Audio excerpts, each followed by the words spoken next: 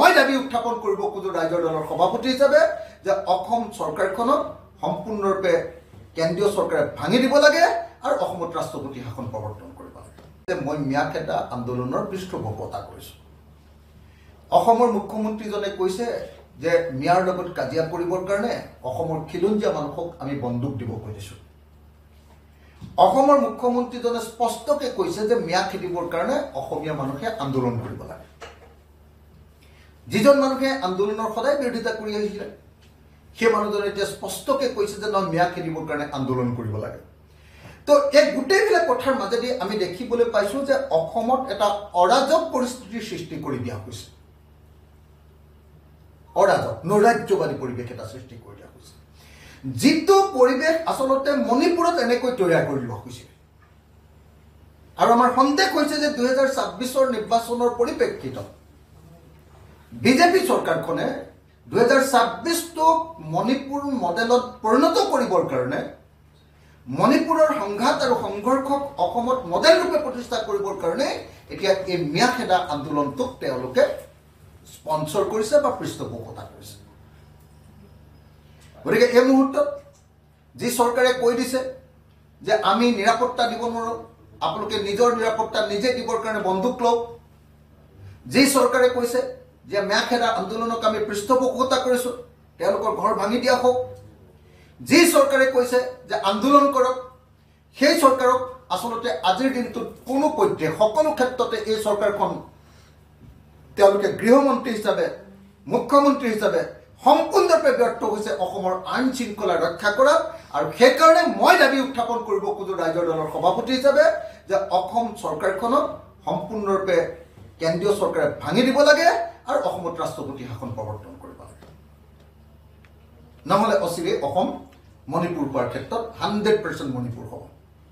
দীৰ্ঘদিন ধৰি যদি আপোনালোকে দেখিছে যে মণিপুৰ ঠাণ্ডা কৰিবলগীয়া হৈছে এতিয়া ৰাষ্ট্ৰপতি শাসন দি, অসমকো তেনেকুৱা ধৰণৰ এটা সংঘৰ্ষমূলক ঠাইলৈ পৰিণত কৰি সেই সংঘৰ্ষমূলক ঠাইখিনিক ভোট আনিবৰ কাৰণে হিন্দু মুছলমানৰ ৰাজনীতি কৰি ভোট আনিবৰ কাৰণে এই কাম কৰা হৈছে।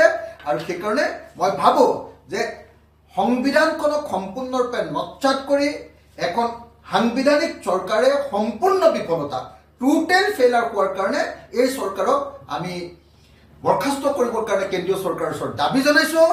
আৰু কেন্দ্ৰীয় চৰকাৰে এই চৰকাৰখনক বৰখাস্ত কৰি অসমত ৰাষ্ট্ৰপতি শাসন দিবৰ কাৰণে আমি দাবী উত্থাপন কৰিছোঁ। মই দাবী উত্থাপন কৰিব খোজো ৰাইজৰ দলৰ সভাপতি হিচাপে যে অসম চৰকাৰখনক সম্পূৰ্ণৰূপে কেন্দ্ৰীয় চৰকাৰে ভাঙি দিব লাগে আৰু অসমত ৰাষ্ট্ৰপতি শাসন প্ৰৱৰ্তন কৰিব লাগে। মই ম্যাখেদা আন্দোলনৰ পৃষ্ঠপোষকতা কৰিছোঁ। অসমৰ মুখ্যমন্ত্ৰীজনে কৈছে যে মিয়াৰ লগত কাজিয়া কৰিবৰ কাৰণে অসমৰ খিলঞ্জীয়া মানুহক আমি বন্দুক দিব খুজিছোঁ।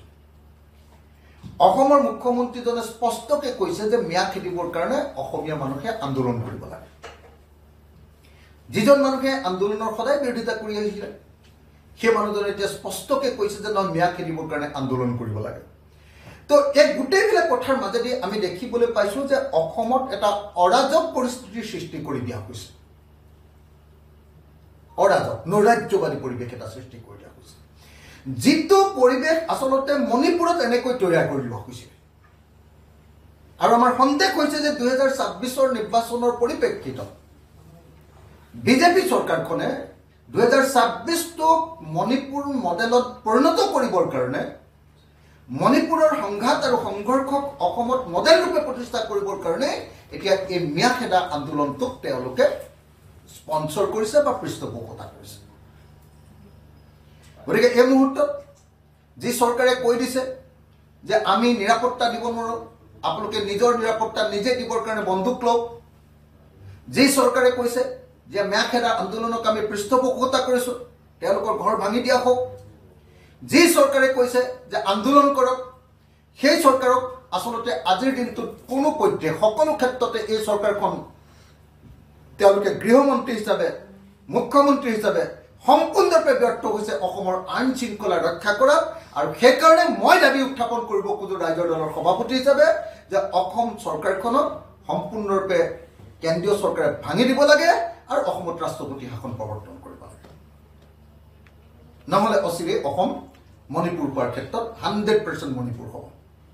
দীৰ্ঘদিন ধৰি যদি আপোনালোকে দেখিছে যে মণিপুৰ ঠাণ্ডা কৰিবলগীয়া হৈছে এতিয়া ৰাষ্ট্ৰপতি শাসন দি অসমকো তেনেকুৱা ধৰণৰ এটা সংঘৰ্ষমূলক ঠাইলৈ পৰিণত কৰি সেই সংঘৰ্ষমূলক ঠাইখিনিক ভোট আনিবৰ কাৰণে হিন্দু মুছলমানৰ ৰাজনীতি কৰি ভোট আনিবৰ কাৰণে এই কাম কৰা হৈছে আৰু সেইকাৰণে মই ভাবোঁ যে সংবিধানখনক সম্পূৰ্ণৰূপে নৎসাত কৰি এখন সাংবিধানিক চৰকাৰে সম্পূৰ্ণ বিফলতা টোটেল ফেইলাৰ হোৱাৰ কাৰণে এই চৰকাৰক আমি বৰখাস্ত কৰিবৰ কাৰণে কেন্দ্ৰীয় চৰকাৰৰ ওচৰত দাবী জনাইছোঁ আৰু কেন্দ্ৰীয় চৰকাৰে এই চৰকাৰখনক বৰখাস্ত কৰি অসমত ৰাষ্ট্ৰপতি শাসন দিবৰ কাৰণে আমি দাবী উত্থাপন কৰিছোঁ।